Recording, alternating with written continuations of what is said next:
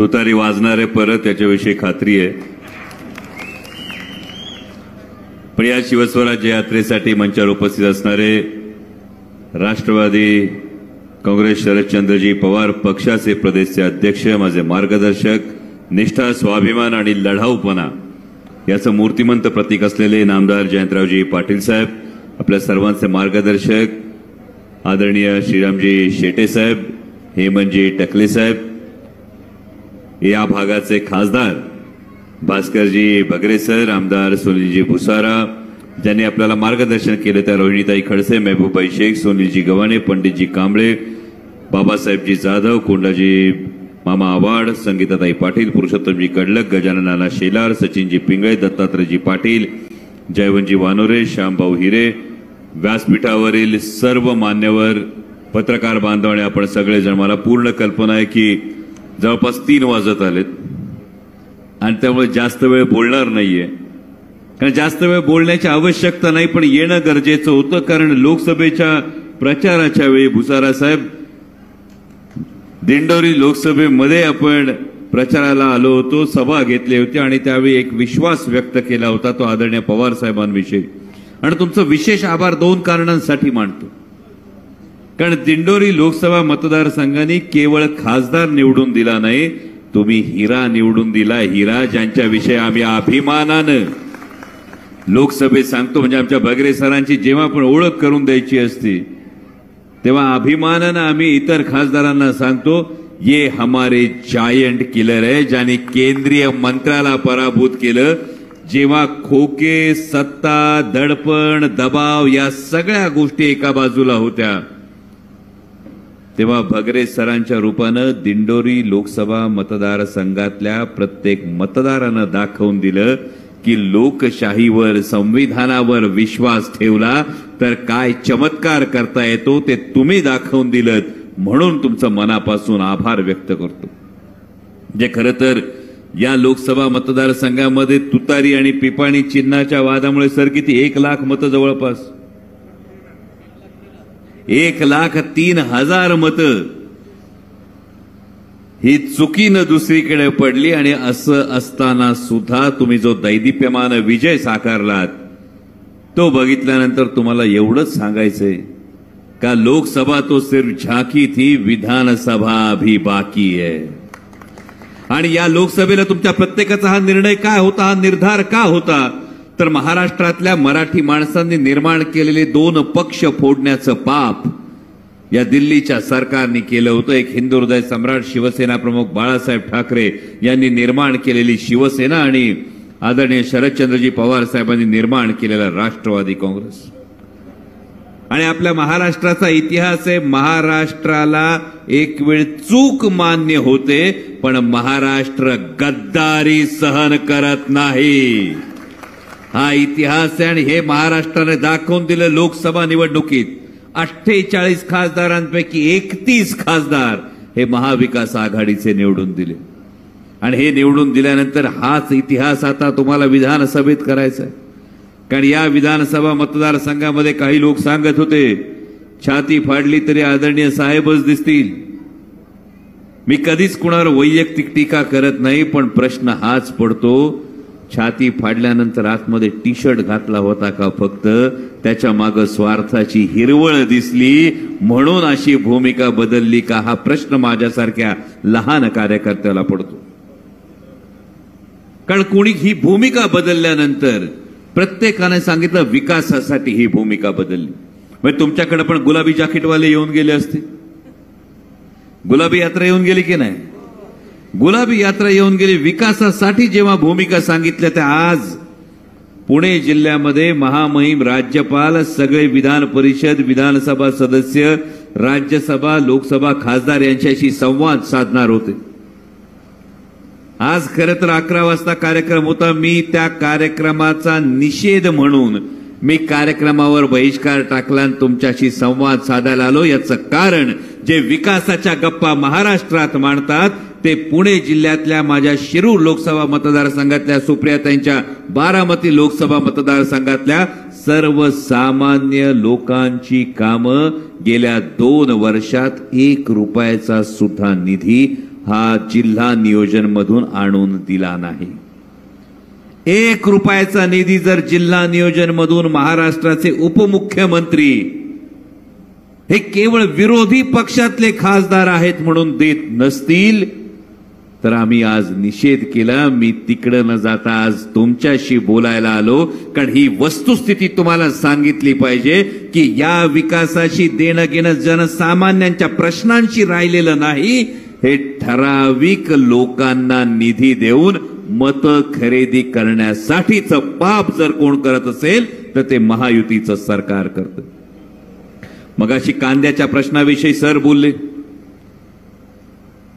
हरियाणामध्ये सुद्धा निवडणूक चालू आहे आता विधानसभेची।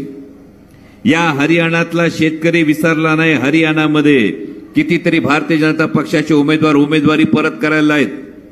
का परत करतायत तर सर्वसामान्य शेतकरी सांगतोय आमच्या हक्कासाठी जेव्हा आम्ही दिल्लीत येत होतो तेव्हा तुम्ही तारेची कंपाऊंड मारली, रस्त्यावर खेळ टाकले आणि आता तुम्ही मत मागायला आलात तर आम्ही ते दिवस विसरलो नाही।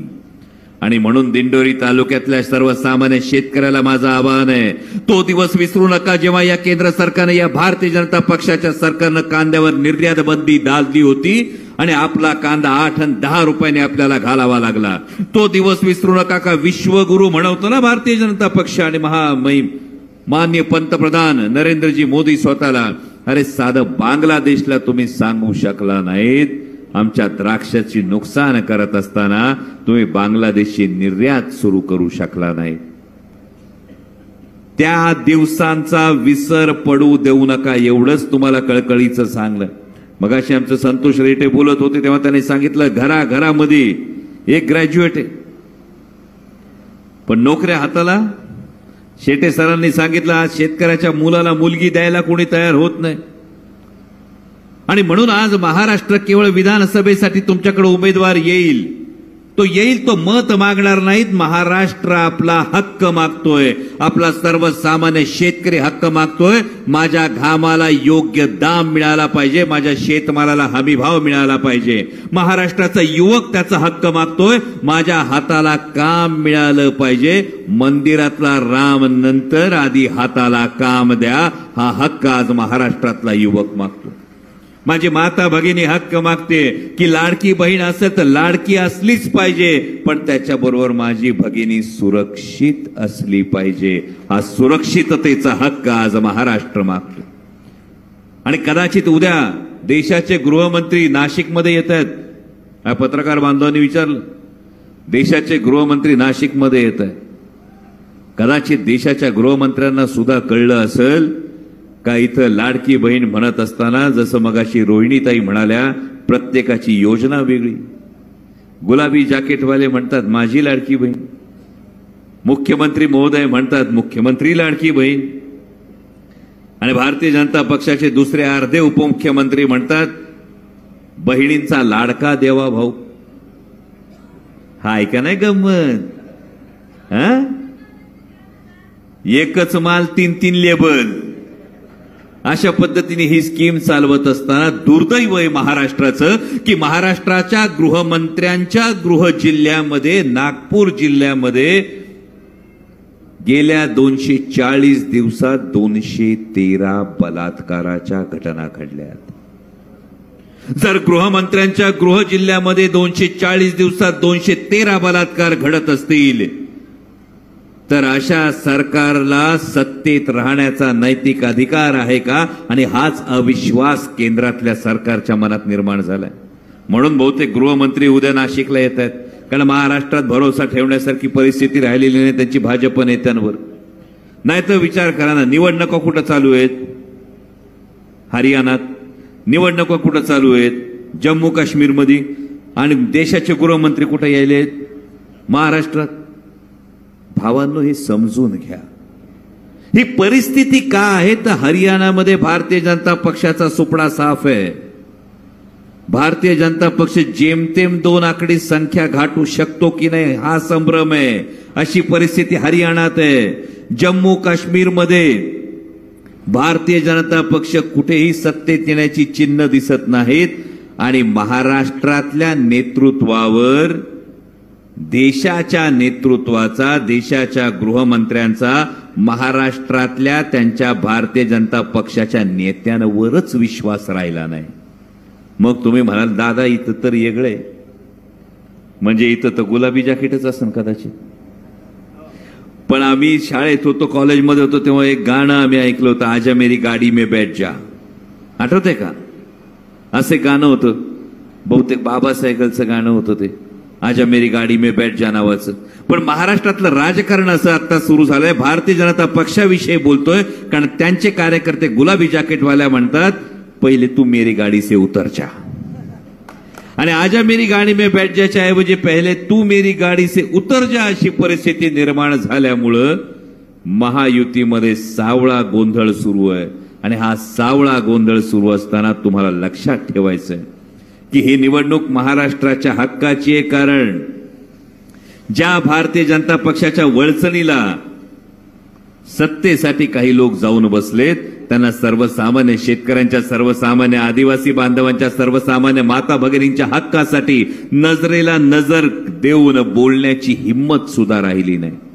विशेषतः नाशिक जिल्ह्यात फार जबाबदारीनं बोलतो, कारण याच नाशिक जिल्ह्यामध्ये बाजूला काल आम्ही खरं तर सटाण्यामध्ये होतो, साल्हेर मुल्हेरचा किल्ला आहे. या साल्हेरची लढाई कशासाठी झाली होती? महाराष्ट्राचे उपमुख्यमंत्री जिथं म्हणाले महाराजांनी सुरत लुटलीच नव्हती, ती सुरत एकदा नाही दोनदा महाराजांनी सुरतेवर जी स्वारी केली, ती स्वारी करून येत असताना साल्हेरची लढाई तर साल्हेरमध्ये नाशिक जिल्ह्यात तर झाली होती. या लढाईचा विशेष उल्लेख एवढ्यासाठी करून देतो कारण महाराजांनी जबाबदारी टाकली होती संताजीराव बोबडेंवर की या लुटीतला पैन पै हा रायगडापर्यंत पोहोचला पाहिजे, आणि संताजी बोबडेंनी चोख ही संपूर्ण रक्कम, हा जो वचपा काढला होता महाराजांनी, हा वचपा संपूर्ण पोहोच केला होता. सांगण्याचं तात्पर्य एवढंच आहे की ज्या नाशिक जिल्ह्यासाठी आदरणीय पवार साहेबांनी भरभरून दिलं, दोन्ही हात उघडून दिलं, नॅशनल हॉर्टिकल्चर बोर्डच्या माध्यमातून आपली सफराची घरं स्लॅबची केली, कौलाची घरं स्लॅबची केली, घरात दारात 4 चाकी गाडी आली, त्या पवार साहेबांवर जेव्हा आज अवघड वेळ आहे तेव्हा पवार साहेबांच्या पाठीशी ठामपणे उभं राहण्याचं आपलं प्रत्येकाचं कर्तव्य आहे. आणि ही झालेली गद्दारी आणि गद्दारीचा आपल्याला लागलेला डाग पुसण्याची सुवर्ण संधी तुम्ही येणाऱ्या विधानसभेत नक्की साधाल अशी अपेक्षा व्यक्त करतो आणि तुमची रजा घेतो. धन्यवाद. जय शिवराय.